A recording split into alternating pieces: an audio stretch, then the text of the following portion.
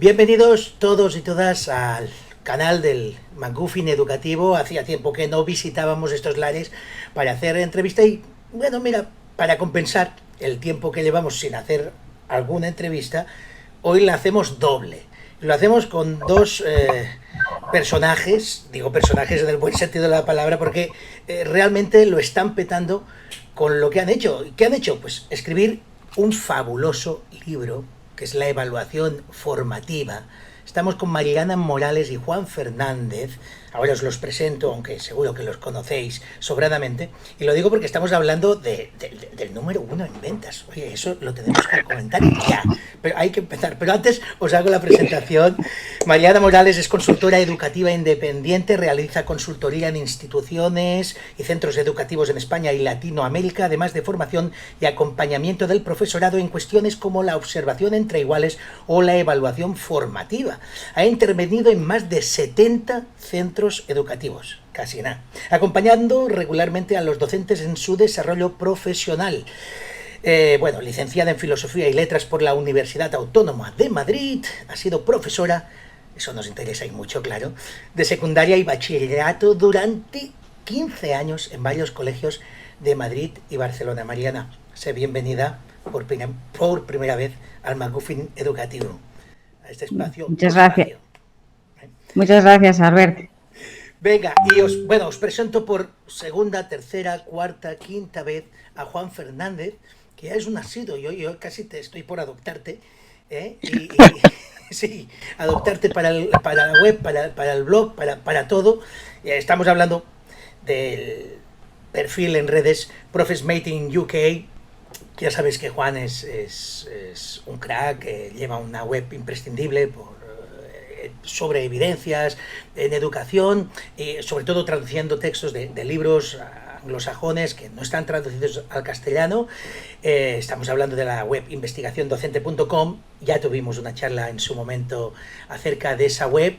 Nos saltamos la de su anterior libro, que era Educar en la complejidad, pero esta ya no te podías saltarla, y estás aquí pues para hablar de tu libro, la evaluación formativa, que has escrito junto a Mariana.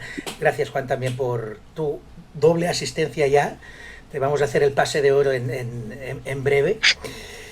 Hablamos de un libro que es, como he dicho, número 1 ahora en ventas en libros sobre educación en Amazon. ¿Lo digo bien? No sé si es exactamente en educación. Pone número 1 en filosofía educativa. Ha estado ahí. Bueno, a ver. Yo sí que creo que mi sensación es que está llegando a los profes, ¿no, Mariana? Yo creo que sí. Sí, yo creo que sí, que la gente lo está leyendo, sobre todo. Y que eso es una cosa muy importante en un libro. Sí. ¿Cuál crees que es el secreto de ese éxito en ventas de este libro, que al final trata de una cosa que en la práctica, seamos realistas, no se ve demasiado en escuelas e institutos? Voy a ser muy malo diciendo esto, quizás, pero mi impresión es esa. En el fondo hay un interés y quizás indica que no estamos tan mal, al menos por el interés que ha despertado el libro. ¿Cómo lo veis?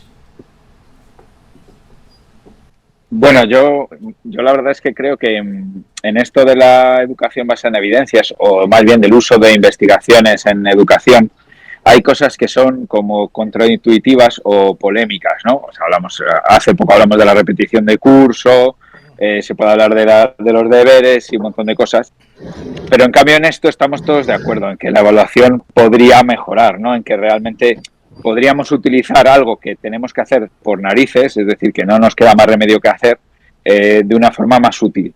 Y entonces aquí aparece esto de la evaluación formativa, que es una cosa que está muy apoyada por la investigación y que, sin embargo, nos parece algo práctico, aplicable ya en el aula, con ideas que podemos tomar, digamos, ¿no? Eso lo hemos hablado mucho, que realmente en el libro lo que tratamos es como de ofrecer un menú para que, dependiendo del contexto y de la situación de cada docente, de cada profesional, pues pueda elegir, ¿no? Es fácil llevar a cabo alguna de esas estrategias. Y luego es verdad que el enfoque más de fondo sí que requiere un cambio. Yo creo que Mariana esa parte la explica muy bien en el libro, que requiere un cambio más institucional, ¿no? que yo creo que estamos de acuerdo en que tiene que nacer, como dice Neus San Martí, que es la que prologa el libro, de abajo arriba y no de arriba abajo. Es decir, que tiene que ir propiciada por los propios claustros, ¿no? Más que te digan en la ley que hay que hacer una evaluación formativa, que eso lleva apareciendo mucho tiempo. Pero claro, bueno, pues el libro lo que trata es de desbrozar un poco esto para darle contenido a esto de la evaluación formativa y proponer también una reflexión para construir, digamos, pues eso, desde los docentes hacia arriba, que yo creo que es la forma también, coincido, ¿no?, con Neus en que es la forma adecuada, ¿no?, que realmente esto puede tener un efecto en el aprendizaje, sobre todo de aquellas personas que más dificultades tienen, al final. Y con una confusión que ya destacáis al principio del libro, continua entre el propio profesorado cuando hablamos de evaluación y sobre todo cuando decimos la formativa, que al final acaba siendo, lo explicáis muy bien en el libro. Yo creo que es un libro excelente, en muchísimos puntos, en muchas explicaciones queda muy claro, y además me gusta porque ponéis muchos ejemplos y no os cortáis a la hora de decir, pues a veces lo que suele ocurrir en muchas evaluaciones en el claustro de ciclo, ¿verdad?, de lo que acabamos hablando, de todo menos de lo que hay que hablar y de lo que hay que hacer. Es bueno decirlo, pero hay una confusión clara entre la evaluación formativa y la sumativa. Tanto que pedís hasta 2 vocablos, me encantó la idea de que tendrían que haber 2 palabras completamente diferentes para una cosa y la otra, porque la formativa siempre acaba sucumbiendo a esa sumativa, a esa final, sobre todo calificadora. Me gustaría que me dijerais, como pregunta obligada, ¿qué sería, pues, una buena evaluación formativa y qué tiene que quedar claro que no es la evaluación formativa? No sé, Mariana, empieza tú, dime 4 ingredientes, o 2, o 1, es igual, de una evaluación formativa para que tengamos claro y, sobre todo, también lo que no puede ser nunca una evaluación formativa. Sí, bueno, yo creo que la evaluación formativa, lo que tenemos que tener súper claro es que tiene que tener una función reguladora del aprendizaje. Entonces, es decir, si estamos haciendo una evaluación, algo a lo que llamamos evaluación, pero de eso que hacemos no sale después una decisión que mejore los aprendizajes de una manera más o menos inmediata, con medidas que se pueden aplicar enseguida en lo que está haciendo el alumno, pues entonces para mí eso no es evaluación formativa, ¿no? Eso es otra cosa, ¿no? Bueno, habría que ver lo que es, pero es otra cosa, ¿no? Y yo creo que aquí, y yo soy la primera que ha hecho esto muchos años, pecamos un poco de eso, de decir que cualquier cosa es una evaluación, cuando en realidad lo que estamos haciendo es simplemente certificar cosas, apuntar lo que sabe, lo que no sabe, hacer medias, cosas de esas, ¿no?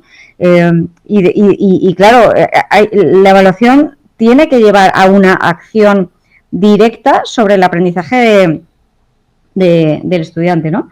Y si eso no sucede, pues estamos haciendo otra cosa. Seguramente estamos haciendo cosas burocráticas, ¿no? De eso sabemos un rato, sí. En el aula y en la escuela y en el instituto. Las que nos autoimponemos y las que nos llegan también desde fuera. Podríamos acordar que, al menos yo lo veo así, pero podéis responder lo contrario, que evaluar formativamente es el punto quizás más crucial en el aprendizaje. ¿Estaríais de acuerdo?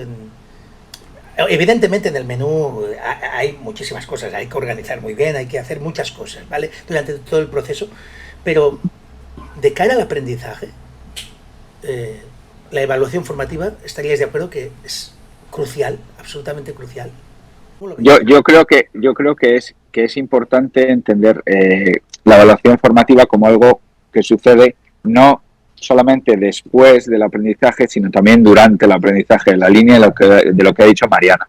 En ese sentido, no sé si, o sea, esto de lo más importante a mí me cuesta, porque me cuesta, porque entiendo que antes del aprendizaje también hay otras cosas que son importantes. Pero quizá una vez que se ha puesto en marcha la maquinaria, es decir, que se han presentado de alguna forma las ideas que se van a trabajar, que se han trabajado mediante distintas cosas, ¿no? Ahí sí. O sea, yo creo que una vez que sea digamos que se han puesto encima de la mesa los contenidos o las actividades curriculares que se van a desarrollar, la evaluación formativa es muy importante para garantizar que, digamos, que esas actividades llegan a buen puerto, es decir, que al final hay un aprendizaje detrás, porque yo creo que muchas veces el problema está en que pensamos que al realizar actividades hay aprendizaje, y no tiene por qué. Entonces, claro, hay que comprobar el aprendizaje, no hay que darlo por supuesto, porque están entretenidos o porque están muy callados escribiendo. Bueno, eso te indica cosas que pueden ser positivas, pero no tienen por qué llevar al aprendizaje, ¿eh? Y eso es importante no confundirlo. Sí, y redundando un poco en esta idea que dice Juan, confundimos muchas veces que los alumnos entreguen cosas con que estén aprendiendo. Y una cosa no implica necesariamente la otra. Es decir, para aprender algo, hay alumnos que necesitan hacer muchas cosas, pero a veces, pues no. Tienes otros que igual necesitan hacer pocas cosas, o hacer otras cosas distintas. Entonces, el hecho de cumplir con una serie de cosas que se les ha pedido no es un indicador fiable de que eso esté aprendido, ¿no? Entonces, en este sentido, yo creo que la evaluación formativa nos tiene que ayudar precisamente a poder afinar y detallar,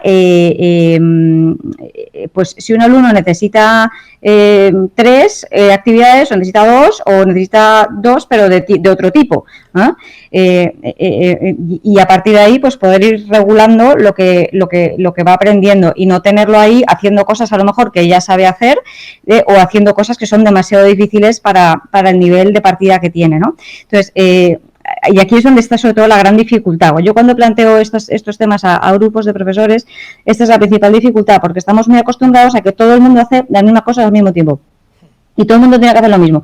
Y entonces, claro, el plantear actividades suficientemente abiertas como para que se puedan ver, pues eso, diferentes niveles, ¿no? Suelo bajo, techo alto, diversidad, preguntas abiertas, este tipo de actividades requiere un cambio de nuestra manera habitual de trabajar en la clase que claro, pues cuesta.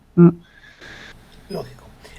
Estaba pensando en la importancia de ir chequeando a cada momento, ¿verdad?, con nuestros alumnos dónde están y qué están entendiendo y dónde están realmente, y hacer visible eso que comentaba Juan, que tantas veces damos por supuesto y que realmente pues no tiene por qué ser como lo pensamos, sino que muchas veces los niños escriben automáticamente, pero no están pensando en eso y no están aprendiendo, o no les está suponiendo ningún aprendizaje extra.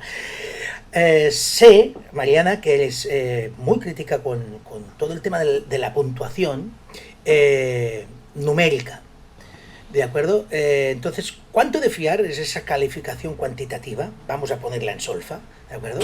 Y en el fondo, ¿para qué sirven los datos que vamos recogiendo en el aula uno tras otro, según el ejercicio, por controles, por exámenes, por buen comportamiento incluso? Luego, si queréis, hablamos de eso.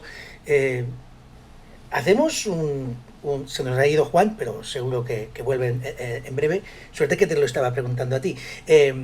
¿Hacemos demasiada puntuación para sacar una nota media que parece que sea hiper mega exacta? Ese tiene un 7,3, ya no digo los que tienen 7,35, ¿verdad? Y ahí ya tengo ese notable asegurado, porque todos los indicativos como media me dan eso. Pero sí, en vuestro libro vais más allá. Es que poner el acento en eso es fijarte en una cosa que no te está resultando útil, porque si tú tienes, por ejemplo, 2 alumnos con un 7,3, por seguir con el ejemplo que has planteado, ¿no? ¿Saben exactamente lo mismo? Porque fíjate que es que si dices que tienes 7,3, estás distinguiendo 100 niveles de posibles desarrollos, ¿eh? Sí. ¿Vale? O sea, si lo piensas es eso, son 100, ¿eh? ¿vale? Pues sí, con un decimal son 100, ¿eh? Claro, claro. ¿No? Entonces, ¿saben exactamente lo mismo? Pues quien haya dado clase alguna vez, pues sabe que eso no es así, ¿vale? Que es que uno sabe de una cosa, el otro le falta no sé qué, el otro pues ha tenido un error por aquí y le han restado tal, y al otro se le olvida contestar una pregunta. O sea, suelen ser cosas así, ¿no? Entonces, ¿tú te fías de ese dato? Primera cuestión. Y segundo, ¿qué conclusiones puedes sacar de ese dato? Ese es el tema.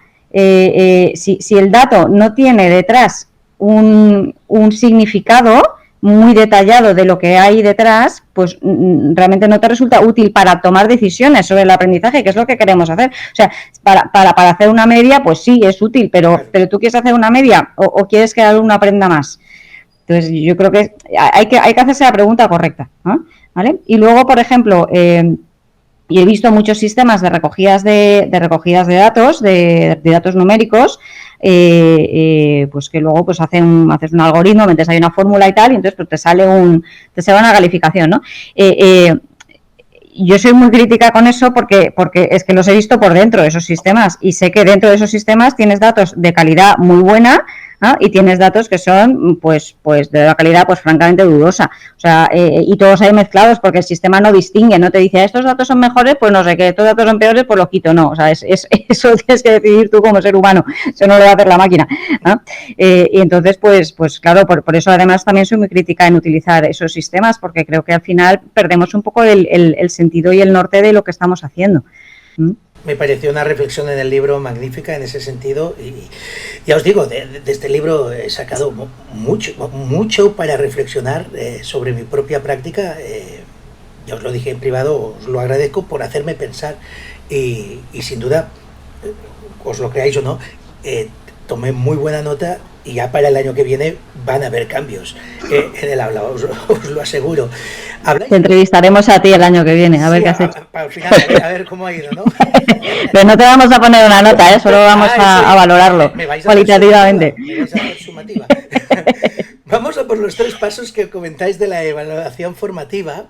Yo creo que son 3 pasos que a su manera hacemos, pero muchas veces no los hacemos posiblemente de la mejor de las maneras, ¿vale? Entonces vamos a adentrarnos a ellos. Esos 3 pasos de los que habláis en el libro son la recogida de evidencias de aprendizaje, el análisis de esas evidencias y, me encanta esta parte, la toma de decisiones.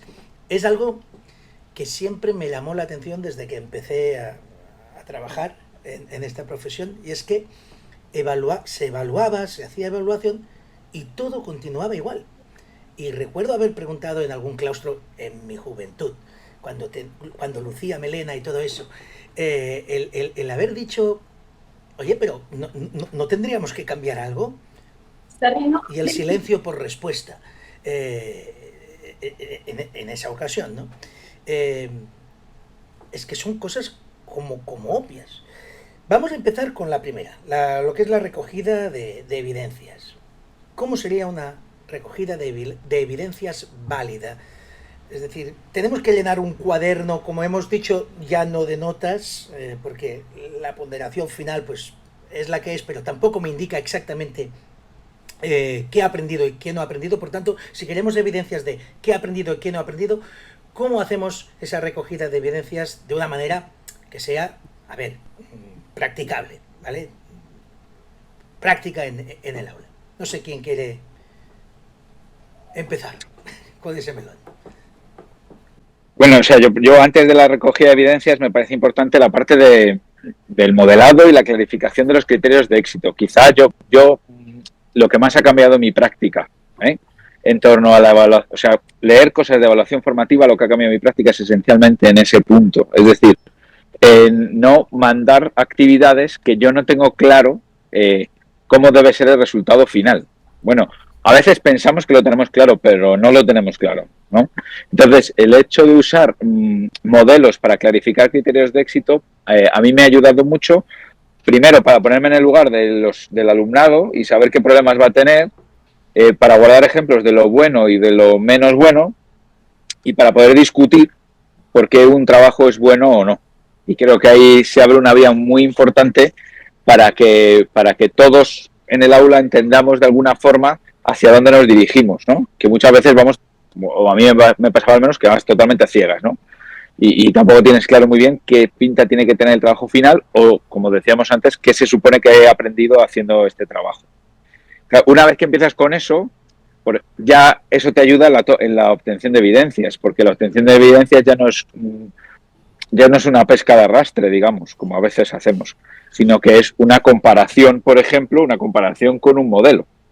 Entonces ya ahí, por ejemplo, ya estás viendo, esto es los criterios que teníamos, a base de modelos o a base de rúbricas, ¿no? Las famosas rúbricas. Bueno, pues claro, que se pueden usar muy bien o muy mal, como la famosa frase la Thermomix de Mariana, que se está haciendo viral. Chascarrillo. Entonces, claro, al final, yo creo que ahí es un ejemplo paradigmático de cómo se confunde el instrumento con el propósito, ¿no? Que yo creo que es una parte también en la que el libro le damos una vuelta, ¿no? Entonces, claro, ahí la toma de evidencias vamos a compararnos con los criterios y vamos a reflexionar juntos en qué se parece y en qué no se parece a los criterios de éxito o en qué se parece y qué no se parece a los desejemplos, ¿no? O los ejemplos de lo que no tienen que haber. Y eso es una toma de evidencias, ¿no? Y eso es una toma de evidencias que no tiene por qué quedar registrada de ninguna forma, ¿no? Más que en el proceso mismo de mejora, eso también lo proponemos, de entrega sucesiva de bocetos o de entrega sucesiva de trabajos, ¿no? Entonces ya ahí también tienes una recogida de evidencias. Luego hay otros sistemas de recogida de evidencias fáciles, ¿no? Como los tickets de salida o la realización de test, que aprovecho cuña publicitaria, que se usan, que tiene un efecto enorme para fomentar el aprendizaje cuando se usan en situaciones de bajo estrés, es decir, cuando los test se usan precisamente para decir, oye, me voy a hacer un test de la célula, voy a saber qué tal voy. Y es que esa es la eficacia que tiene el test y es un ejemplo claro de una obtención de evidencias. ¿Qué nota has sacado en el test? No, lo que te indica es qué tienes que repasar, en qué podemos mejorar. A mí me indica cuáles preguntas se han fallado más frecuentemente. Venga, pues vamos a repasar estos conceptos o voy a preparar una actividad o esto está perfectamente entendido y por tanto puedo desarrollar una actividad sobre esos contenidos que sé que están ahí. Es lo que decía ella al principio, ¿no? No partir de la base de que todo el mundo sabe X y por tanto podrá construir su casa, sino vamos a, tan fácil como yo creo que tenemos herramientas muy fáciles para obtener evidencias de que esos cimientos están, apoyar a los que no lo tienen y así construimos una casa, ¿no? Digamos, bajo cimiento. Sí, yo creo que has aportado algunas claves, ¿no? Por ejemplo, el tema de los test, ¿no? Que comentas. Para mí, es que es fundamental entender que el test forma parte de un proceso, ¿vale?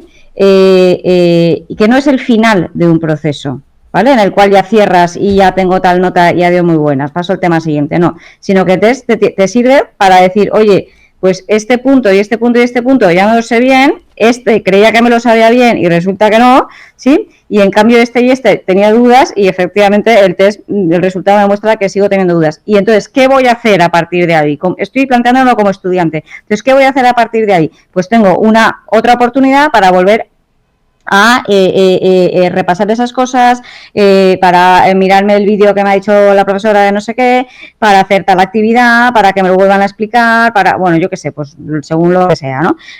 Seguir practicando, lo que sea, ¿no? Es decir, hay que entender siempre la toma de evidencias como algo que estás en el camino, ¿no? No que estás al final, sino que estás en el camino, porque si lo entendemos como que estás al final, pues es que no te sirve para aprender, solamente te sirve para certificar lo que sabes, ¿no? Entonces yo creo que aquí es un poco, esto es una de las claves importantes, ¿no? Por el tema de los test, ¿no? Y la rúbrica es 3/4 de lo mismo, ¿eh? Es decir, si la rúbrica solamente la usas al final del proceso, pues como decimos en el libro, ¿no? Pues es como si te compras la Thermomix para rallar el pan. Pues sí, pues es una chorrada, ¿no? que no sirve de mucho. Te has pegado el currazo de hacer la rúbrica, porque es un currazo, ¿sí? De diseñarla, de tal, ¿sí? Y luego la usas solamente para poner nota. Hombre, no fastidies, úsala para otras cosas. Entonces, los instrumentos de evaluación hay que usarlos durante el proceso, durante el proceso para que el alumno pueda ver más o menos cómo va y también para que se pueda representar dónde está él mismo respecto al objetivo de aprendizaje mediante, por ejemplo, mediante contrastarse con modelos, situarse dónde está, etcétera, ¿no? Entonces, desde el inicio del proceso hay que utilizar los instrumentos de evaluación. Entonces, yo creo que esto es una clave importante, entender que esto es un proceso, no solamente usarlo las cosas que tenemos al final. Y digo esto porque son como cosas muy habituales, ¿no? Lo del test y la rúbrica, pero cualquier otra cosa nos pasa lo mismo, ¿no? Entonces, yo, por ejemplo, me he encontrado muchas veces que la gente hace rúbricas para las presentaciones orales, ¿no? Es una cosa como muy típica, ¿no? Ahí, ¿cómo evalúo esto? Pues en lugar de poner la nota así a ojímetro, pues hacen una rúbrica. Y a ver, que está muy bien hacerse una rúbrica y pensar en cuáles son los criterios, intentar ajustar un poco también a la etapa que estás trabajando, contrastarlo pero vamos a contrastar con modelos, ¿no? Entonces, coges, por ejemplo, una exposición oral que tengas grabada y esa rúbrica que has hecho y después voy a aplicarla aquí. Y eso lo aplicas tú como profesor, lo aplicamos como equipo, nos ponemos de acuerdo. O sea, tiene mucho interés esa parte, ¿no? Pero hombre, luego no me la dejes solamente para el final del proceso, o sea, utiliza durante el mismo. O sea, lo que no puede ser es que el alumno solamente vea la rúbrica al principio y al final. Hombre, no puedes hacer un ensayo, por ejemplo, por la mitad del proceso y que se pongan en grupos pequeños a ensayar esa presentación oral y todos tienen la rúbrica y le van dando feedback al compañero que tal y lo van haciendo por turnos y tal. Eso tiene mucho sentido porque ese feedback que le están dando, eso luego a uno le sirve para luego hacer su versión definitiva, ¿no? Entonces, pongo este ejemplo porque es como una cosa muy común, ¿no? Lo de la presentación oral, ¿no? Y que se hace en todas las etapas, ¿no? Entonces, yo creo que esta es una clave importante. Y luego, volviendo a tu pregunta, que no me he olvidado de ella, Albert, la de cómo recoger esas evidencias, yo creo que hay que tener en cuenta que es que depende de cuál sea tu objetivo de aprendizaje, ¿sí? La evidencia se va a ajustar mejor o peor. Yo suelo poner este ejemplo. Si tu objetivo de aprendizaje es que los alumnos sepan cómo se mira por el microscopio una muestra, ¿vale? ¿Sí? Claro, ahí si les pones una ficha con las partes del microscopio, pues esa evidencia no te sirve para ese objetivo. ¿Sí? No es que no tengan que saber las partes del microscopio, es que es otro objetivo distinto. ¿Sí? Entonces, cuando pensemos en qué evidencias queremos recoger, tenemos que ser muy rigurosos a la hora de pensar cuál era nuestro objetivo y ajustarnos bien a él. Y luego quitarle todas las distorsiones que podamos. ¿Vale? O sea, muchas veces las evidencias tienen ruido y hacen que eso sea poco fiable. Y esto nos pasa mucho, por ejemplo, con los alumnos que tienen necesidades especiales. ¿Vale? Pues, por ejemplo, alumnos que tienen una dislexia, ¿sí? Y se les ponen preguntas con letra ligada. Hombre, no fastidies. O sea, eso lo que está haciendo es generarle ruido en su cabeza y hacerle más difícil el poder responder a esas preguntas que a lo mejor son preguntas naturales, ¿no? Entonces, por eso digo que la recogida de evidencias tiene que ajustarse al objetivo y al mismo tiempo tiene que tener en cuenta el contexto de las personas que están aprendiendo, ¿no? Para que sea fiable más que nada, ¿no? Genial, genial. ¿Veis? Es que aprendemos leyendo el libro y escuchándoos cómo ampliáis todo lo que se explica en el libro desde aquí. Yo os lo agradezco muchísimo. Vamos a por el segundo paso. Me imagino que una vez tenemos esas evidencias hay que hacer un análisis. ¿Cómo creéis que puede ser más eficaz ese análisis de las evidencias? ¿El tutor mismo, por sí mismo, como maestro, hacerlo con los alumnos? ¿O hacerlo con otros compañeros y compañeras, maestros y maestras del ciclo, del nivel? Entiendo que por todo lo que habéis explicado, la respuesta se puede más o menos intuir por dónde iría. Pero ¿cómo lo veis? Por rematarlo. Lo importante es tener claros los criterios. ¿Sí? Los criterios para poder contrastar la evidencia con lo que está produciendo el alumno, ¿no? O lo que está haciendo, ¿no? Y a partir de ahí, ¿eso quién lo puede hacer? Pues todo aquel que tenga claros los criterios. Normalmente es el profesor quien tiene claros los criterios, pero si el alumno los tiene claros, ¿por qué no? también. De hecho, es muy potente que el alumno tenga claros los criterios y que haga él mismo la autovaloración.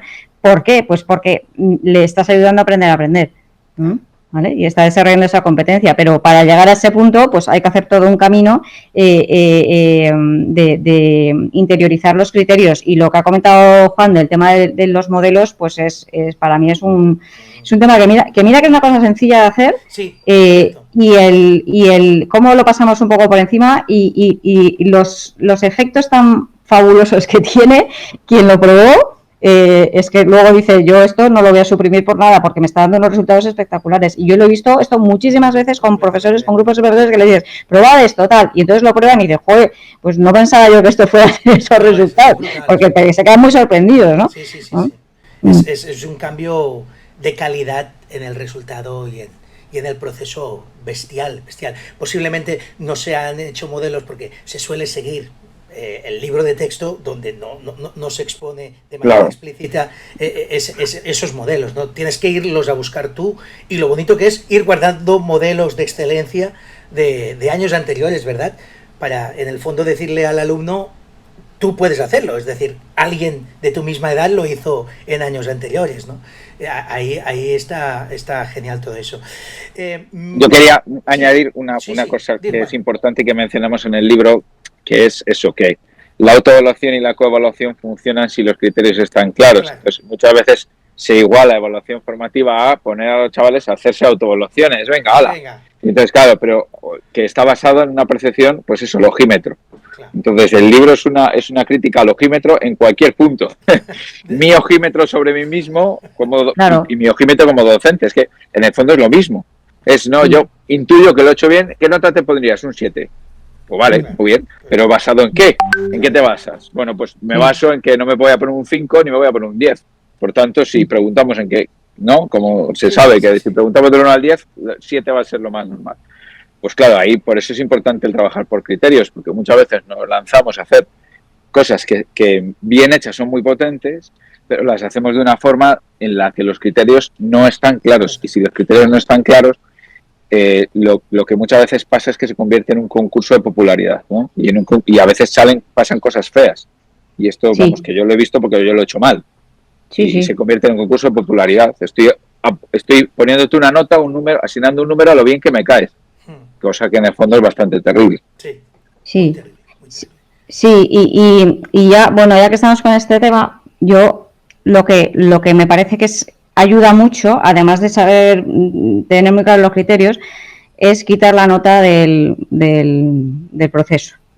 Es decir, si quitas la nota del proceso, entonces ya el concurso de popularidad ya se diluye mucho, porque claro, ya te tienes que centrar en lo que pone exactamente, ¿no? Claro. Oye, hay esto, hay lo otro, esto está puesto, esto no está puesto, esto, ¿vale? Esto, entonces te centras más en las cosas concretas, y insisto que es una cosa que tiene que ser de proceso, ¿vale? No de al final, ¿no? Sino de hacerlo durante el proceso, que es lo que le da sentido al que está recibiendo ese feedback. O sea, cuando hacen los alumnos una coevaluación, lo que está haciendo es dar feedback a compañeros.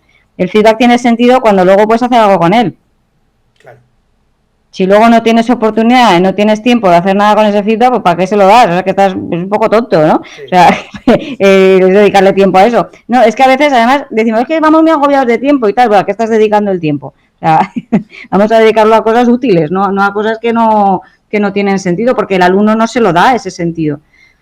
Se necesita de una reflexión de horas, semanas y meses en claustro para realmente tomar un camino como el que nos estáis indicando, ¿no? Es realmente quitar todo aquello que hace de mal decir, ¿no? Pero que sobra. Es que hay mucho contenido que realmente te ocupa unas horas, luego ese contenido nunca se vuelve a recuperar porque realmente no, por sí mismo, no aporta nada al gran conjunto de aprendizaje del niño, con lo que el alumno lo ha podido aprobar en su momento o no en el examen, pero luego lo olvida completamente, y en cambio puede acabar perfectamente la primaria sin saber escribir un texto mínimamente de manera coherente, que sería como realmente un objetivo muy claro, que hay que desmenuzar, por supuesto, pero que que al final nos vamos perdiendo en mucho vocabulario técnico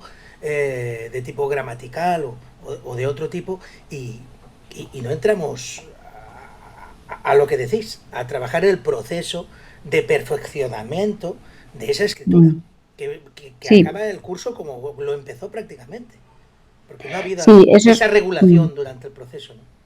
claro, esto es otra cosa que también nos pasa mucho, que tenemos activities. O sea, parece que nuestro trabajo consiste en que los niños hagan, o los chavales hagan muchas cosas, ¿no? Que siempre están haciendo cosas y tal, ¿no? Pues sí, pero es que igual estás haciendo muchas cosas y siempre estás haciendo igual, ¿no? O igual de bien, o igual de mal, o igual de, ¿vale? Pero sí, es que eso no tiene sentido. O sea, deberíamos pensar más en procesos largos, ¿ah? Que requieran una cierta complejidad y poder ir haciendo paradas a lo largo del proceso para ir reflexionando sobre él en base a unos criterios, en contraste, etcétera, y poder irlos mejorando, ¿no? Ese es un planteamiento mucho más interesante. Lo que pasa es que eso es un cambio cultural importante, Sí, sí. ¿vale? A nivel de cultura de trabajo, ¿no?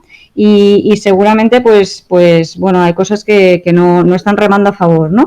Pero por ahí podríamos encontrar cosas muy interesantes. Yo, por ejemplo, con el tema este del currículum, a mí me parece una oportunidad el tener un currículum suficientemente abierto porque te permite poder profundizar en las cosas, ¿no? Y yo echo mucho de menos esa profundidad en la dinámica que solemos llevar en el día a día, ¿no? Entonces, a mí me parece que tenemos ahora una oportunidad importante ahí. Pero tenemos que saberla aprovechar y para poderla aprovechar tenemos que hacer un trabajo en equipo, los equipos docentes, porque esto no es una cosa que lo haga cada uno por su cuenta, Esto tenemos como que hacer ahí un poco de piña, y trabajar juntos y reflexionar juntos y decir, oye, pues vamos a ver, si yo qué sé, voy a poner un ejemplo de lengua, si los elementos de la comunicación lo vemos todos los cursos, pues igual, en lugar de eso, todos los cursos, pues uno nos lo podemos saltar y trabajamos más a fondo la redacción de no sé qué. Y te aseguro que no va a pasar nada. No, porque... No va a pasar nada.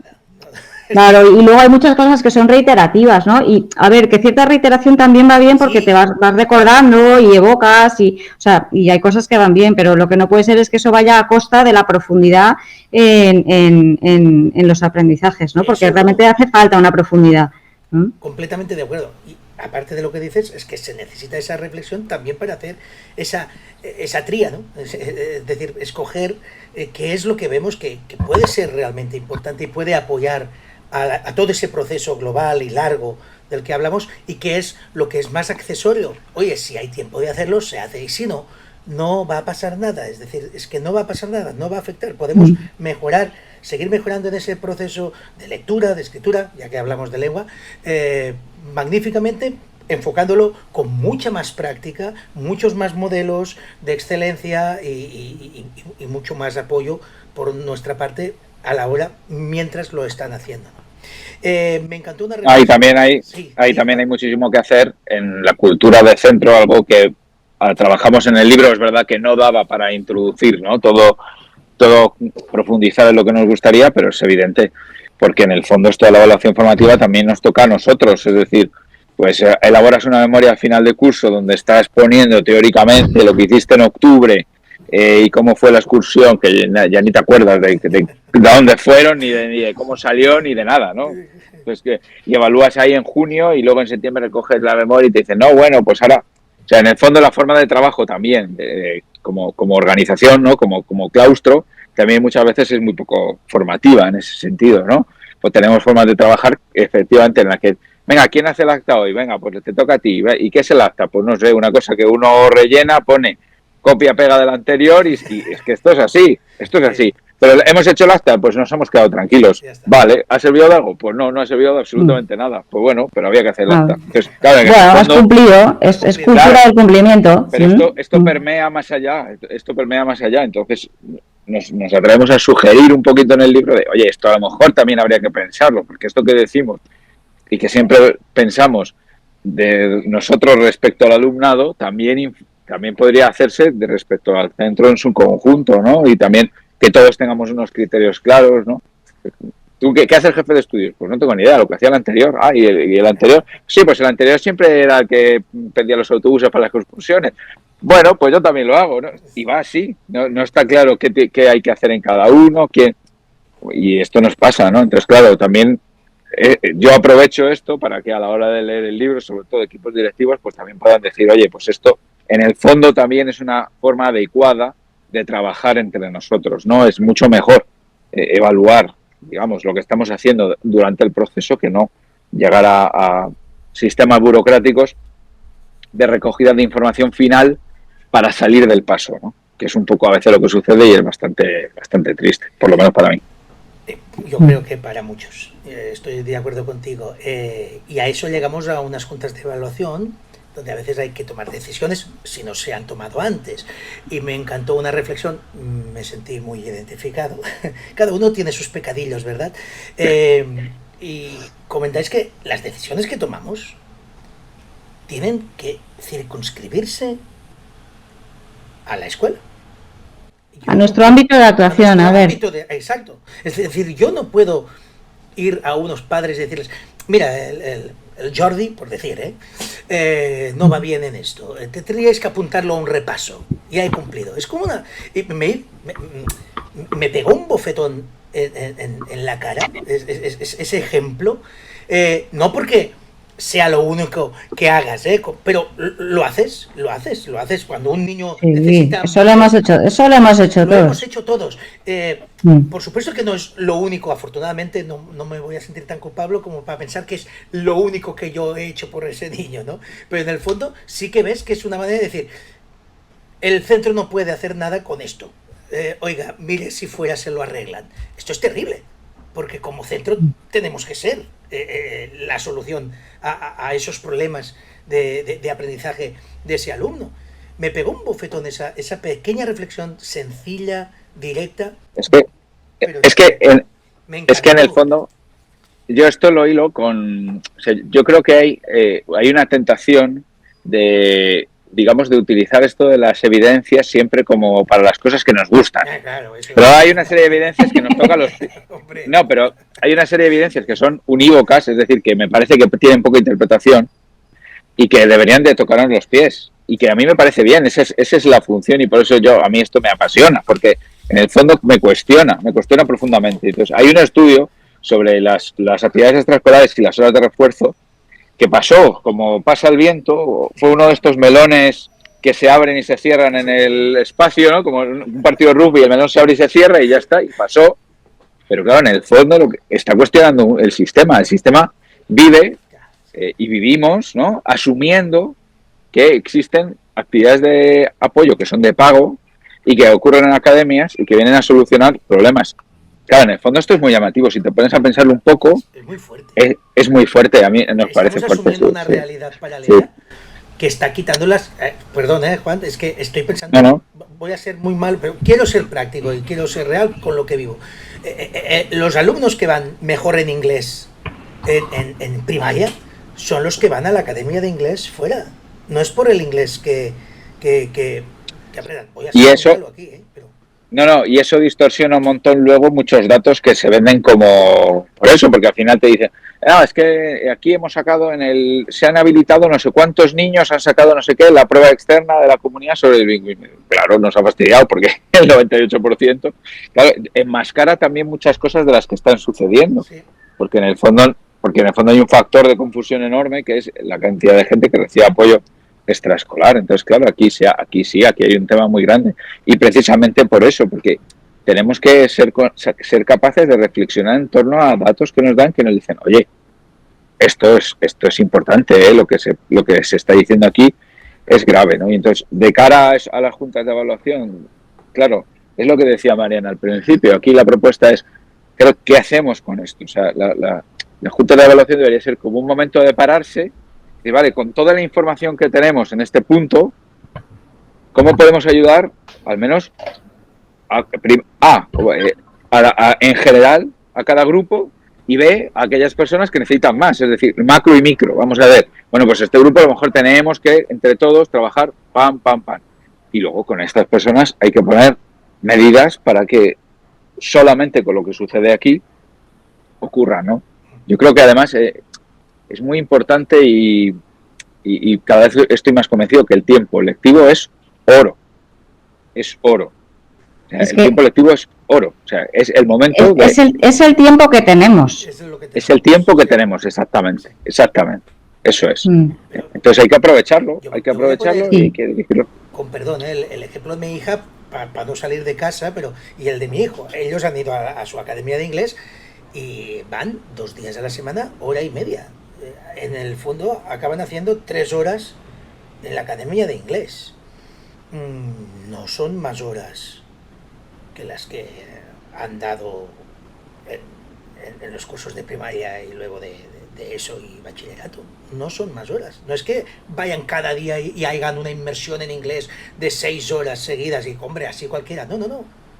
Con esas 3 horas de academia semanales han tenido suficiente para sacarlo todo, lo que tenían que sacarse en inglés. O sea que, ostras, de verdad, me encanta la idea esta que dices de lo que se llega a enmascarar mucha realidad. No es por atacar por nada a lo de inglés, ¿eh? Creo que pasaría lo mismo con repasos de matemáticas, de lengua, es decir, que se hicieran de una manera sistematizada y trabajando realmente esos aspectos. Pero creo que a veces nos perdemos en lo que decía Mariana, en un marasmo de contenidos realmente que no sé si aportan demasiado al conjunto final, ¿no?, de aprendizaje.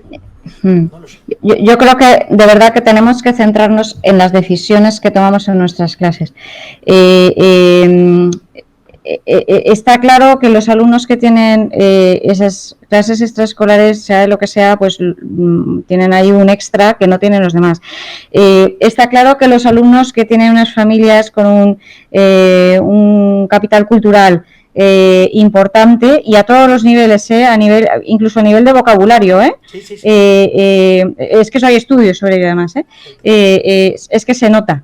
Pero se nota hasta con 5 años. Sí. Ya en infantil, ¿vale? ya es... Y capital social, es decir, los niños, por ejemplo, que juegan más con otros niños y tal, tienen unas habilidades sociales pues más desarrolladas que los que no juegan tanto con otros compañeros. O sea, al final, o sea, todo lo que pasa fuera de la escuela, evidentemente los niños pues no, lo llevan a la escuela. O sea, no se lo dejan en un sitio y ya está, no, o sea, eso, ellos lo traen, ¿no? Entonces, si la escuela quiere ser un lugar en el que se garantizan unos básicos para todo el mundo, ¿sí?, tenemos que centrarnos en decisiones de cosas que podemos hacer en nuestras clases, ¿vale? Y tomarnos en serio el tema de que en las clases tenemos diferentes puntos de partida, diferentes mochilas de cada niño, y a partir de ahí poder diseñar diferentes tipos de propuestas didácticas dentro de la clase. Y yo insisto en que esto es difícil, porque estamos muy acostumbrados a, venga, actividad, página tal, actividades 3, 4, 5 y explicación y no sé qué, ¿vale? Pero tampoco debería ser tan difícil. Es decir, tú ante una situación como esa de explico tal cosa, ¿vale? Si tú tienes un buen instrumento de evaluación formativa, que puede ser una cosa ágil, como una pregunta bisagra, por ejemplo, o un ticket de salida o algo de esto, sí, luego en lugar de decirles actividades 3, 4 y 5, puedes decir fulanito y menganito, hacéis la 3, 4 y 5, y en cambio de estos otros, hacéis la 8, la 9 y la 10, ¿vale? Y en cambio de estos, pues vais a hacer esto otra cosa, o sea, que realmente podríamos hacerlo, y tampoco es que estamos en el 2022, ¿vale? O sea, no estamos hace 30 años que tenías que buscarte la vida buscando materiales por aquí y por allá, haciendo fotocopias, inventando otras cosas, etc., ¿no? O sea, es que hoy en día realmente tenemos una enorme diversidad de materiales disponibles gratuitamente, muchas veces las propias editoriales nos ofrecen unos materiales y tal, y no los manejamos así, ¿no? O sea, seguimos con la mentalidad de todo el mundo al mismo tiempo, al mismo ritmo, etcétera, etcétera, ¿no? Y en este sentido, el poder flexibilizar mentalmente y en tus planificaciones de aula este tipo de cosas es el tipo de decisiones al que yo me refiero, cuando digo lo de decisiones dentro de nuestro ámbito de actuación. Eso sería un ejemplo, Decís en vuestro libro, voy a volverlo a enseñar por aquello de lucirlo un poquillo, que ha quedado muy chulo, que no es un libro de recetas. Es verdad, no lo es. No es de recetas educativas, pero de verdad, yo primero quería agradeceros el enorme esfuerzo que habéis puesto en muchos ejemplos, porque los habéis dado de primaria. Y yo sé que muchas veces cuando habláis estáis pensando más en secundaria, bachillerato. Bueno, la cabra tira al monte, a ver. Claro, por defecto. Por eso agradezco mucho más que en muchos ejemplos prácticos hayáis buscado cosas de primaria, incluso alguna de infantil. Hay por ahí en el libro. Eso os lo agradezco. Y hay muchas actividades, estrategias, como decía Juan al principio, sencillas de poner en práctica en el aula para mejorar todo ese aprendizaje, ¿no? Habláis evidentemente de vocación, habláis pues de diversas prácticas para la evaluación inicial y ese saber dónde estamos y de dónde partimos, pero me gustaría aquí en el canal y aquí en vivo que me explicarais un poquito, explicarais al respetable el aspecto de las preguntas bisagra, porque creo que es un aspecto sencillo también y muy, muy, muy potente, ¿no? ¿Por qué son tan importantes esas? ¿Qué son y por qué son tan importantes las preguntas bisagra? Vamos a dar esa pequeña recetilla para los oyentes o videntes del vídeo. Juan, tú mismo, va. Venga, pues, bueno, pues es muy fácil, porque mira, según esto que estamos viendo, imagínate que yo ahora te preguntara, venga, pues dime 3 adjetivos que diferencian o 3 características diferentes entre la evaluación sumativa y la formativa. Y entonces tú me dijeras 3 adjetivos que no cuadran, ¿no? O que no son 3 cosas, pues diría, bueno, pues venga, pues vamos a, mediante preguntas, ¿no? Yo creo que siempre esto es mejor hacerlo mediante un cuestionamiento así potente. Pues vamos a volver otra vez a repasar todas las diferencias, empezamos la charla otra vez y aquí seguimos, empezamos y lo hablamos en tiempo que haga falta. En cambio, si tú me dices sí, pues me ha quedado muy claro después de ratito que llevamos juntos, pues está claro que las 3 diferencias son esta y esta. Y digo, vale, pues ya está, muy bien. Chimpum, eso es una pregunta bisagra. ¿Cómo podemos hacer esto? Pues yo creo que también es muy fácil de llevar a cabo en el aula. Se puede hacer, por ejemplo, repartiendo un papelito, un trozo de papel, con una pregunta, que puede ser una pregunta abierta, por ejemplo, y luego podemos revisarlas tranquilamente y ver, nos permite ver concepciones erróneas más frecuentes, por ejemplo, nos permite ver porcentajes, simplemente, vamos poniendo en 2 taquitos buenas respuestas y malas respuestas, nos hace ver un poco cómo van. Podemos señalar alguna cuestión importante y devolverlas, podemos intercambiarlas para discutir sobre lo que ha pasado, o podemos simplemente, pues eso, las leemos en 5 minutos, mientras la gente recoge y se va de clase, o mientras estoy por el pasillo y me hago una idea de cuánta gente ha respondido bien esa pregunta y cuál no. También puede ser un test de acción múltiple, pero siempre, si es una pregunta de test de acción múltiple, no vale preguntar de qué color es el caballo blanco de Santiago, A blanco, B rojo, C azul y D negro, porque cuando hacemos preguntas de acción múltiple que son absurdas. Claro. Las preguntas, las respuestas equivocadas es lo importante, que es lo que hay que pensar, ¿no? Porque sí, se supone que nos dicen mecanismos, ¿no? Por ejemplo, al operar fracciones o lo que sea, bueno, pues vamos a poner preguntas erróneas que no sean al tuntún, sino que reflejen formas de operar incorrectas para ver qué personas tienen dificultades a la hora de operar fracciones, por ejemplo, ¿no? Adelantarnos a esos errores que muchas veces son comunes. Exactamente. Sí, es que de hecho gran parte del trabajo que hay que hacer en clase es desmontar los errores comunes. Eso en el ámbito científico, o sea, podemos tener ejemplos a porrillo, pero no solo, en otros ámbitos también, ¿no? Porque la gente tiene ideas equivocadas de las cosas. A veces el origen de esas ideas es lingüístico, otras veces viene pues de los youtubers o de la tele o de tal, otras veces viene del propio sistema escolar, ¿vale? Que representa las cosas siempre de la misma manera, entonces la gente se forma una idea equivocada. O sea, el origen puede ser muy variado. Entonces, es muy importante, y además tú como profesor, que has dado una materia varias veces, sabes cuáles son esos errores, porque lo has visto muchas veces. Entonces, no lo dejes para el final, o sea, atácalo desde el principio. Y entonces, ¿qué quiere decir atácalo desde el principio? Quiere decir que lo averigües, quiénes son los individuos que tienen ese tipo de errores y tal, y abórdalo y soluciónalo. pero solucionarlo durante el proceso. Entonces, yo creo que esta es un poco la idea. Entonces, una pregunta bisagra, por ejemplo, si la diseñamos tipo test, es muy difícil de diseñar bien porque, claro, hay que pensarla muy bien. También es verdad que una vez que la tienes diseñada te dura muchos años, ¿no? Hay bancos de preguntas bisagra también, se pueden encontrar por internet, hay cosas interesantes. Hay uno que se llama Diagnostic Questions, me parece que se llama así, que está francamente bien y tiene un poco como de todas las materias y tal, ¿no? Entonces, lo interesante es que tú dentro de las opciones que ofreces, pues hay alguna que es correcta, ¿vale? Pero la que es correcta solamente se puede averiguar por motivos correctos, no por motivos equivocados, ¿vale? ¿No? Y por eso es tan difícil diseñarlo. Y las que son incorrectas, cada una de ellas tiene un razonamiento detrás, uno solo, un razonamiento incorrecto detrás, pero hay un solo razonamiento que te lleva a dar esa respuesta. Entonces, ¿por qué es muy útil? Pues porque, volviendo a la pregunta que has planteado hace un rato, esto te ayuda en el análisis. No es que te ayude, es que todo lo ha hecho. Sí, claro. ¿Vale? Lo que pasa es que tienes que currarte la pregunta bisagra porque es difícil de diseñar. Es difícil de diseñar una buena pregunta que te pueda dar toda esa información. Exacto, entonces la utilizas en mitad de un proceso de una manera ágil, muy bien pensada y te aporta una información brutal. Entonces tú con esa información pues ya tomas las decisiones adecuadas a las necesidades que estás viendo ahí. Y luego yo creo que una cosa buena de las preguntas bisagra es que acostumbra también a la gente a escribir lo que piensa antes de participar y levantar la mano.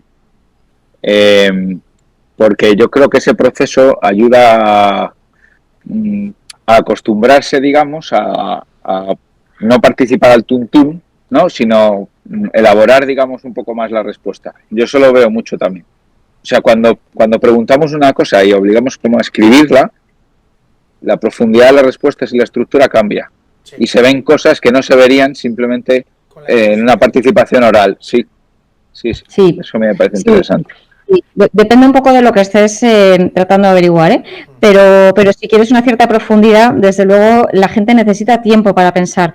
Y eso a veces también, como vamos así un poco acelerados en clase y nos parece que cuando la gente parece que no está haciendo nada, pues es una pérdida de tiempo, pues estamos nerviosos. Pero en realidad tú lanzar una buena pregunta, que haya que pensar y decirles, aquí no puede contestar nadie hasta dentro de 2 minutos, ¿sí? Eso es una estrategia buenísima, porque les obligas a estar ahí dando vueltas al asunto. Y de hecho es mejor plantearlo al contrario de como yo lo acabo de hacer. Es decir, primero les dices, voy a lanzar una pregunta y tendréis 2 minutos para pensar la respuesta. ¿Sí? O sea, primero das la indicación de cómo lo vamos a hacer. O dices, voy a hacer unas preguntas, sí, y podréis hablarlo con un compañero durante 3 minutos, por ejemplo, ¿vale? ¿Sí? O lo vais a escribir y luego lo vais a comentar. O sea, primero dices cómo se va a hacer y luego lanzas la pregunta. Porque si lo haces al revés, entonces la gente se pone con la pregunta y ya no te escucha la parte lo siguiente, ¿no? Empieza a levantar la mano, a decir las cosas. No, entonces es mejor decir primero el cómo hay que hacer las cosas, ¿sí? Y luego el cuál es la cosa que hay que hacer. Genial. Oye, vayámonos a lo que es el arma de doble filo más peligrosa y al mismo tiempo más eficaz de todo este proceso. ¿Sabéis de lo que os hablo? Cuando ya he dicho Juan es que ya ríe, porque claro...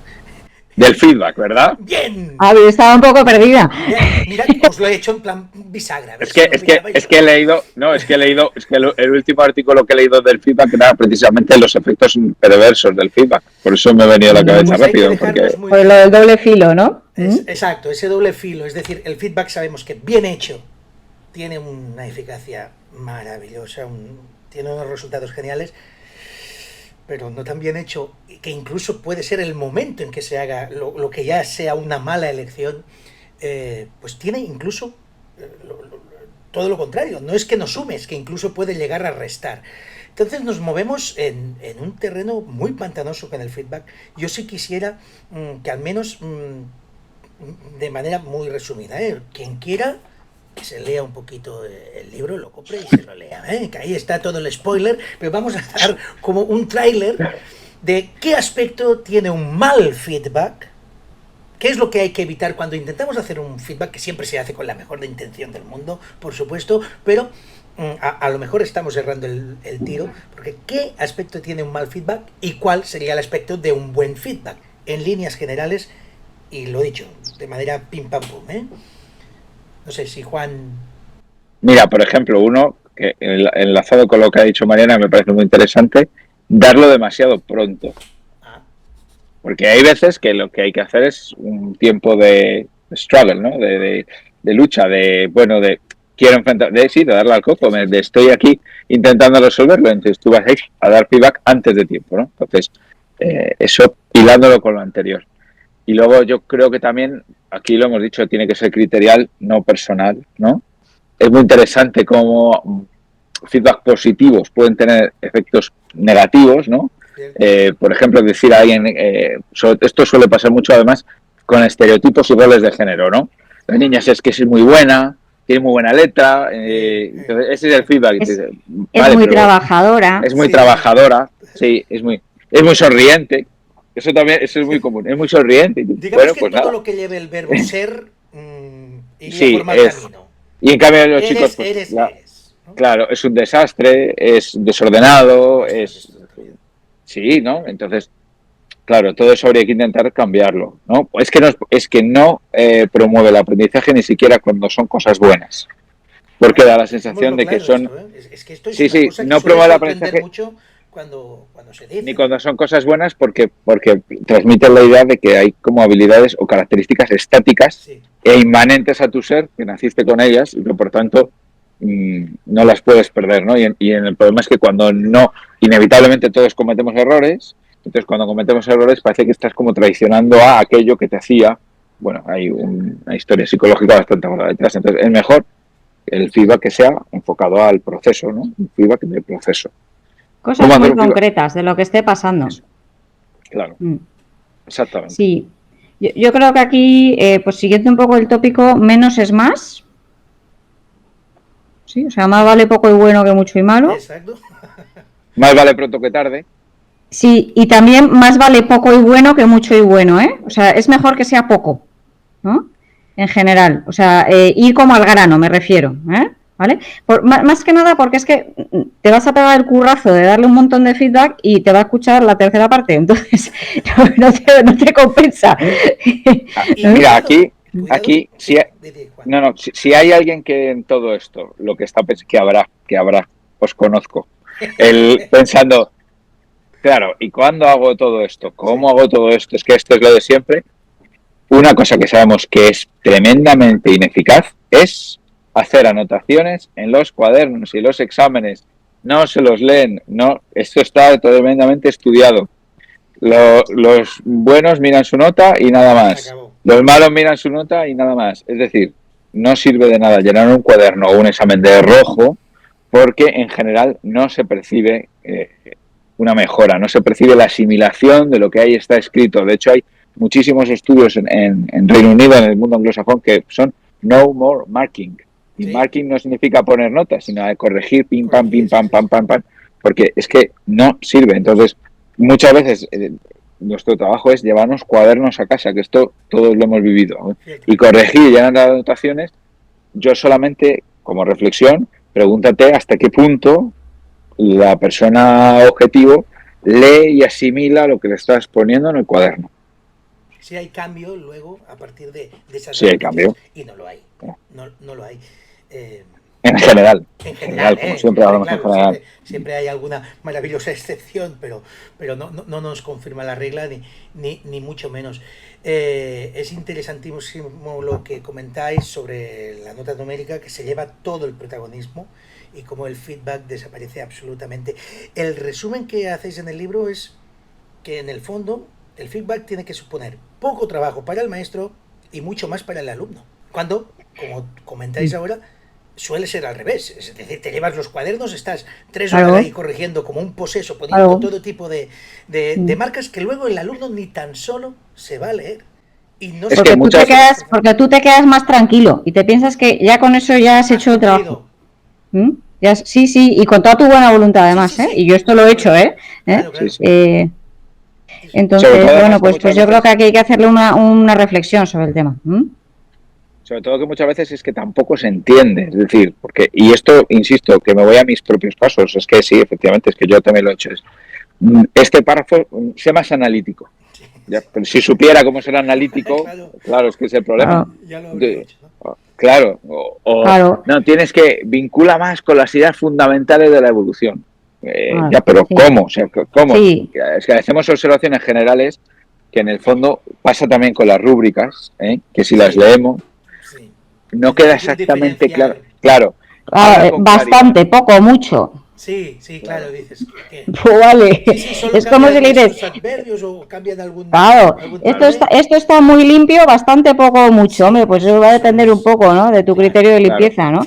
¿Ah? O sea, concrétame un poco lo que quieres decir, ¿no? Cuando dices que algo tiene que estar limpio. Pues lo mismo con organizado, con detallado, con etcétera, ¿no? ¿Ah? Claro. Completamente. Sí, por ejemplo, a niveles, por ejemplo, de organización, a mí me ayuda mucho poner, por ejemplo, intenta dejar 1 centímetro de margen a ambos lados. Intenta espaciar un poco más los párrafos. Como desgranar, también me obliga a mí a hacer el ejercicio de qué es limpio, qué es ordenado. Exacto. Desgranar el consejo de forma que al final te digas, por favor, la siguiente vez que la letra sea un poquito más espaciada. Okay. Exacto. Y en estos casos, si has trabajado con modelos previamente, o sea, si tú tienes claro que una cosa tiene que estar espaciada, si tú tienes claro qué quiere decir que un texto está organizado, es decir, que cada idea tiene un párrafo, vale, si tú tienes claros esos criterios, entonces ya no le vas a decir, oye, organiza esto mejor, no, sino que le vas a decir, ¿te acuerdas del modelo que vimos en el que había tres párrafos y cada uno tenía una idea? ¿Sí? Pues voy a mirar y ahora compara con lo que has hecho tú. Hay a lo que recurrir, claro. Exacto, entonces tienes que, o sea, el que el alumno pueda tener un referente, o varios mejor, con los que poder contrastar eso que ha hecho, pues es fenomenal, porque es que el feedback que le das entonces es mínimo, es simplemente decirle, mírate el ejemplo 2, ¿vale? Y fíjate en el criterio tal, y ya está, ¿no? Entonces, para ti es poco trabajo, pues simplemente es detectarlo, y llamarle un poco, o sea, que se fije en ello, y para el alumno, ostras, pues es un trabajo que tiene que hacer, y además le tienes que decir, y arréglalo. O sea, esa es la coletilla que no debe faltar nunca en un feedback. Genial. Vamos ya hacia el final, ¿de acuerdo? Voy a intentar aquí en directo ligar dos preguntas que tenía un poco separadas y veo que están muy ligadillas la una con la otra, a ver cómo me queda la cosa. Voy a intentarlo, me dais el feedback si voy pifiándola, ¿vale? En el libro habláis de currículo oculto y la cultura de centro, ¿de acuerdo? También en el último capítulo del libro, ya os comenté también por separado a cada uno, que en este último capítulo, que es el de la evaluación sumativa, cómo también hacer un cambio en esa evaluación sumativa y hacer otro tipo de informes, de boletines, de notas, ¿no? Para entendernos, de informes finales, de trimestre o lo que sea para los alumnos, fue el que más me costó entender. Digo entender desde la práctica y desde todo lo que explicáis hasta el capítulo 7, digámoslo así, uno puede tomar el camino del lobo solitario, que no es ideal, no es óptimo, pero siempre es mejor que nada, entiendo, porque son estrategias que puedes utilizar dentro del aula, donde ya como maestro ya no puedes y así tienes que ir a morir a una decisión de centro, de claustro y de todo, es en el tema de los informes y tal. Y ahí, claro, lo veo tan difícil convertir una inercia de décadas, en algunos casos, de muchas escuelas, siempre se ha hecho así y ya nos va bien así, ¿de acuerdo? Y convertirlo en un debate, en una reflexión, en algo que promueva un cambio que tiene que venir efectivamente ya, como quien dice, desde el 1 de septiembre, para empezar... pues eso, haciendo ya evaluación formativa como una forma más de dar tu clase, ¿no? Entonces, la pregunta sería, las hago dos en una porque tiene todo que ver con lo mismo. Una es cómo se consigue, tú, Mariana, que has estado asesorando, imagino, a muchos de esos centros de los que hablábamos al principio en ese tema, cómo se consigue cambiar la inercia de décadas, en algunos casos, de un centro para que apueste por la evaluación formativa y que podamos llegar a una evaluación sumativa como la que comentáis en el último y que nos queda tan sumamente lejana de la práctica y de lo que vemos en nuestro entorno, en nuestra propia escuela, en nuestros propios institutos. Entonces, ¿creéis que sería necesario un arbitraje también externo un asesor, a alguien que viniera de fuera para hacer un poco de árbitro ante el inmenso melón que se va a abrir, sin duda alguna, en el seno de ese claustro y de ese centro. ¿Se puede conseguir eso? Mi pregunta es esa, Mariana. Sí. ¿Se puede conseguir? Pues, mira, respuesta corta, sí. Sí se puede, y de hecho hay gente que lo ha conseguido. Pero entiendo que... Muy poca, pero los hay. Eso existe. Pero entiendo, no sé, yo me adelanto. Entiendo que es como una decisión ya del propio claustro de que quiere, en su gran mayoría, no digo unánimemente, pero en su gran mayoría, hacer eso, ¿no? Ir hacia ahí. Sin esa actitud o sin esa... No, ese pensamiento en la cabeza se ve como... Es que esto es un tema de marco mental. Claro. Entonces, si tu centro está en un marco mental en el que la evaluación formativa pues es una cosa como muy confusa, en la cual simplemente recoges notas y haces medias, pues claro, no puedes plantear lo que ponemos en el capítulo 7, pero ni en broma, ¿no? Porque no van a entender, les va a parecer como de locos. Entonces, yo creo que precisamente por eso hay que empezar las casas por los cimientos, ¿sí? No por el tejado. Y entonces, ¿cuáles son los cimientos? Los cimientos es, pues, primero, entender muy bien qué es evaluación formativa y qué no es evaluación formativa, ¿vale? Tener claro cuál es tu función como profesor. ¿Sí? O sea, tu función como profesor no es despachar notas, ¿no? Tu función como profesor es que tus alumnos aprendan cosas. Básicamente, resumiendo mucho, pero básicamente esa es un poco la idea, ¿no? Que el máximo posible de tus alumnos aprendan el máximo posible de cosas, ¿no? O sea, tratar de maximizar con esas variables que te llegan a la escuela, esas mochilas que te llegan, ¿no? Pero pues eso, hacer tu trabajo lo mejor que puedas, ¿no? Entonces, si ya nos situamos en ese marco mental, entonces distinguir entre formativa y sumativa puede entrar bien. Y luego a partir de ahí yo empezaría a trabajar con lo que hemos dicho, ¿no? O sea, pensar muy bien criterios, pensar muy bien objetivos, trabajar muy bien la parte del modelaje, trabajar muy bien la parte del feedback, trabajar muy bien cómo haces las preguntas, qué momentos de reflexión hay, cómo metes la metacognición dentro de ese proceso, cómo haces participar al alumno de su proceso, que eso es un tema que no hemos tocado y es un tema potentísimo también, cómo haces que los alumnos se ayuden entre ellos para conseguir aprender más, que eso es otro tema que también podemos aprovechar, porque recordemos que no estamos hablando de clases particulares, sino que estamos hablando de grupos normalmente muy numerosos de alumnos, con lo cual un recurso que tienes es en el aula es los propios compañeros que se pueden ayudar entre ellos, pues por ejemplo a coevaluar, como hemos dicho antes, etcétera, ¿no? Entonces, solamente cuando has hecho todo ese camino, ¿sí?, entonces puedes plantearte las cosas que decimos en el capítulo 7, ¿no? De cómo hacer esa evaluación formativa, unos informes de evaluación diferentes, una comunicación diferente con las familias en relación a lo que han aprendido los chavales, una participación del alumno dentro de su proceso de aprendizaje mucho más activa, mucho más empoderada de su aprendizaje, etcétera, ¿no? Pero es un camino que hay que hacer, ¿no? Y luego lo que dices del lobo solitario, a mí no me gusta mucho la expresión, ¿vale? Porque no sé, no acabo de ver por qué no me gusta, pero no me acaba de convencer. ¿Será por lobo o será por solitario? ¿O por las dos cosas? Sí, o porque me apellido Lobo de segundo, igual, no lo sé, igual es por eso. Va a ser eso.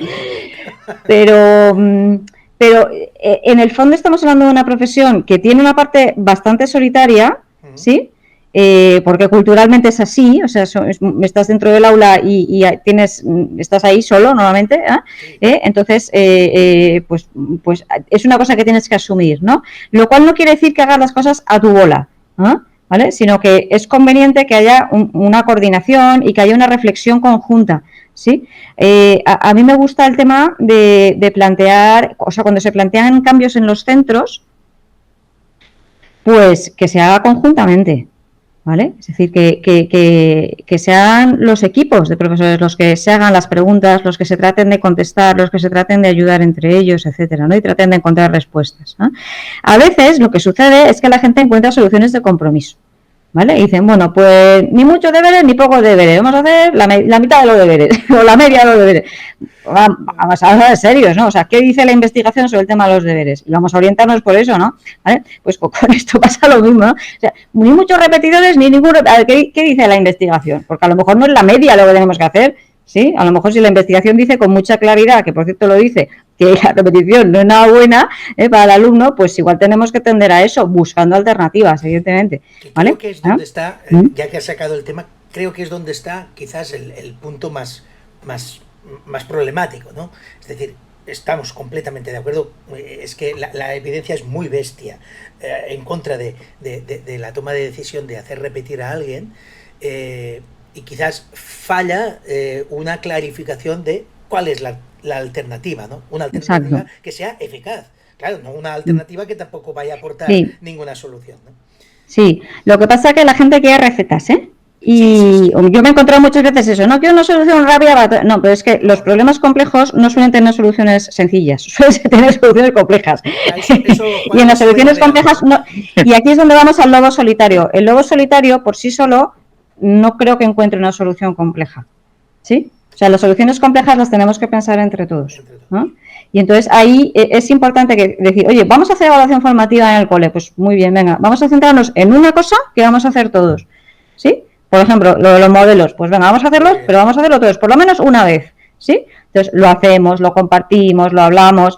Hay gente que, oye, pues dice, oye, pues un arbitraje, un mediador externo, un consultor, ¿no? Por ejemplo, como yo, ¿no? Que nos venga a echar una mano, oye, pues muy bien. Hay gente que dice, no, lo hacemos nosotros dos, pues perfecto, ¿vale? O sea, pero entrar en esa dinámica, ¿no? De probamos cosas, contrastamos, averiguamos qué dice la investigación, lo valoramos entre todos, le damos una vuelta, lo mejoramos, ¿sí? Y entonces ahí nos estamos metiendo en un círculo vicioso, perdón, un círculo virtuoso de aprendizaje en comunidades profesionales, ¿no? Y eso es de las cosas más ricas que yo he visto en centros, ¿no? Comunidades de aprendizaje que funcionan. He tenido la suerte hace unos pocos meses de conocer la de Ibiza, por ejemplo, los docentes de Ibiza, que hacen un trabajo espectacular en equipo desde diferentes escuelas y tal. Es alucinante, me quedé gratamente sorprendido y con un buen rollo y unas ganas de hacer cosas y de cambiar para bien, y de cambiar basándose evidentemente en evidencias, no el cambiar por cambiar, es lo que digo, no quitar un traje agujereado por otro que esté lleno de polillas, es decir, no, eso no es un buen cambio, vamos a comprarnos un traje en condiciones. Es que yo por aportar algo a esto, con lo que estoy bastante de acuerdo con lo que habéis dicho, hay una parte del libro que yo reivindico que es la bibliografía, porque ha llevado mucho trabajo. Entonces, claro, en el fondo, que sea un libro con 3 o 4 páginas de bibliografía no es casual, porque detrás, de fondo, hay una cuestión, hay una visión de lo que es ser docente o pertenecer a una profesión, a una comunidad de docentes, ¿no? Y yo creo que por ahí está la cosa, es decir, esto también es entrar como en una dialéctica con artículos, con libros, ¿no? Nosotros hemos intentado recoger lo que hay, ¿no?, de evaluación formativa, de forma que tu práctica mejore, pero no porque es lo que te dice el libro, sino porque hay un diálogo, ¿no?, con él, ¿no? Y ojalá a través de él llegues a fuentes originales, ¿no?, y a leer y a otras lecturas que te sigan enriqueciendo en ese proceso. Entonces, en ese sentido, yo sí que creo importante apostar por eso, es decir, la reflexión, y Mariana, ¿no?, tú estás en una página de práctica reflexiva. O sea, la práctica reflexiva me parece que en el fondo es el quid de la cuestión en muchos de estos temas, ¿no? Es evidente que hay cuestiones estructurales que habría que reivindicar, como todo el tema este burocrático que hemos hablado antes, por supuesto el tamaño de las clases, o sea, todo esto son el contexto, ¿no? Pero además nosotros como comunidad profesional deberíamos de reivindicar espacios y tiempos de reflexión basada en, bueno, pues en libros o en lo que sea, ¿no? Que creo que hay mucho, que está más accesible quizá que nunca, y que por tanto de ahí lo que tiene que salir es una visión concreta, o sea, del libro de evaluación formativa, si se trabaja a nivel de centro, ¿no?, que ya nos ha llegado por ahí en algún sitio, tiene que llegar, pero no tiene que llegar la implantación del libro, porque esto no es el manual del MS2, claro, esto no es el manual del MS2 que te daban cuando te compraste tu primer ordenador, sino que esto es de todo lo que hay aquí. Hemos elaborado una visión propia de lo que es evaluación formativa para el claustro y para el momento en el que estamos, ¿no? Y eso, yo creo que en el capítulo 7 lo que viene a reafirmar es eso mismo, es decir, es que aquí lo que hay que hacer es, vamos a implementar de alguna forma lo que tienes entre manos y todo lo que hay, ¿no? Las referencias que hay después, mejor todavía, para poderte adaptar a las circunstancias de tu contexto. Porque si no, se va a quedar cojo o va a caer, al final caerá. Sí, por eso en el libro hemos intentado que no sea un libro de recetas. O sea, es verdad que hay muchos ejemplos, ¿sí? Y van muy bien, ¿eh? Es que son necesarios. Y los ejemplos ayudan mucho a entender las cosas. Por cierto, también hay ejemplos de universidad, de la etapa universitaria, ¿no? Entonces, los ejemplos van muy bien, pero son ejemplos, ¿sí? Lo que uno tiene que mirar es lo que se ha dicho en relación a ese ejemplo y el marco en el que se ha dicho. Entonces, por eso es una cosa que tuvimos como desde el principio muy clara, Juan y yo, ¿no? Es decir, oye, es que tiene que haber una parte teórica, sí, o sea, que no sea un peñazo, ¿vale? Entonces, pues metimos algún chascarrillo, alguna cosa por ahí y tal, pero o sea, hemos intentado que realmente haya un cuerpo teórico y un marco para que se entienda por qué hace las cosas, porque yo lo que me encuentro muchas veces es que la gente hace las cosas y no sabe por qué las está haciendo. No sabe por qué. Y entonces, como no sabes por qué las haces, pues un día las dejas de hacer y ya no vuelves a hacer más. Sí, no había sentido es un poco absurdo, ¿no? O sea, no tienes que darle sentido real a lo que estás haciendo, ¿no? Sí. Era un hacer por hacer. Bueno, Mariana, Juan, hasta aquí os robo todo el tiempo. Gracias por habérmelo dado, pero dejadme con 2 reflexiones o 3 sobre el libro, ¿de acuerdo? Primero, hay 2 metáforas que quiero destacar. Una ya la habéis dicho, que es la del hacer rúbricas para poner notas numéricas, es como comprarse una Thermomix para rallar el pan. Esta ha triunfado y está en redes. La verdad es que ha gustado muchísimo. Enhorabuena, gran metáfora. Suya. Bien. Es que eso me pasó a mí, que me compré la Thermomix y llegó un día que dije, pues solo estoy usando para rallar el pan y entonces me quedó la idea. Es genial. Y ahora ya hago otras cosas, hago gazpacho, hago otras cosas. Bien, mejoramos la cosa. Yo quiero saber si sois también uno de los dos el autor de la siguiente metáfora, que realmente también me llegó al corazón, la encontré divertidísima, muy buena, con ese toque de humor negro que a mí me gusta tanto, y es la que cuando hacéis la comparación de la evaluación con un bisturí, ¿de acuerdo? Y nombráis que hay que utilizar la evaluación como un bisturí y saber para qué la utilizamos. Si para hacer una operación quirúrgica, para salvar al paciente, o para hacer una autopsia a ese paciente y averiguar la causa de su muerte. También es suya. Bueno, Mariana está sembrada. Bien, la metafórica del dúo, Juan, con tu permiso, es Mariana. No pasa nada. Es que la filología. Ahí pesa. Es que me encantó. Y además es súper descriptiva de lo que viene a ser y de lo que hacemos. Creo que hacemos demasiadas autopsias y pocas intervenciones quirúrgicas. Esa es mi sensación, también mi opinión, sin base alguna más que mi experiencia, que no sirve para nada. Sí. Yo tengo que aclarar aquí, por si acaso hay alguien que lo esté pensando, que eso no tiene ningún tipo de background biográfico, ¿vale? Nos quedamos tranquilos con todo ello. Yo sí quiero hacer una última aportación por mi parte respecto al libro. Mirad, a lo largo de los años uno va leyendo libros de educación de todo tipo, ¿vale? Algunos se dejan al tercio de leerse, porque uno no se está enterando de nada. Digamos que no tiene suficientes conocimientos previos para tanto nivel, por decirlo así, ¿no? Pero sobre todo porque a veces se peca de un exceso de teorización que ves imposible colocar en tu realidad y por tanto no te es útil. En vuestro libro me ocurrió también leyendo el anterior de Educar en la complejidad de Juan, pero en este, y era un tema difícil también de abordar, he visto todas y cada una de las escuelas en las que he estado desde que empecé en el 98 a trabajar en un aula de P5, ¿de acuerdo? Y solo por eso os lo quiero agradecer, porque no solo habéis aportado calidad, argumentos, investigación, que eso me encanta, es que me habéis hecho pensar en todos esos 24 años y todas las cosas que he hecho mal y sigo haciendo mal, y todas las que, bueno, mira, he ido acertando un poquillo por el camino. Es un libro que está basado en la realidad de un aula, y se nota, y se transmite, y eso se agradece mucho desde la posición del que quiere mejorar su día a día en el aula. Por tanto, ya solo por eso, gracias por este libro. Hombre, gracias a ti.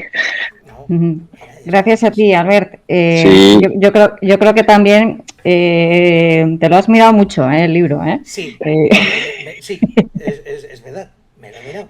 Te has mirado mucho, sí, no, está bien, está bien. Y me ha gustado y seguro que va a caer una tercera vez, porque lo que necesito es eso. En algunas cosas ya estoy ahí, en otras están a tocar y digo, vale, siguiente paso.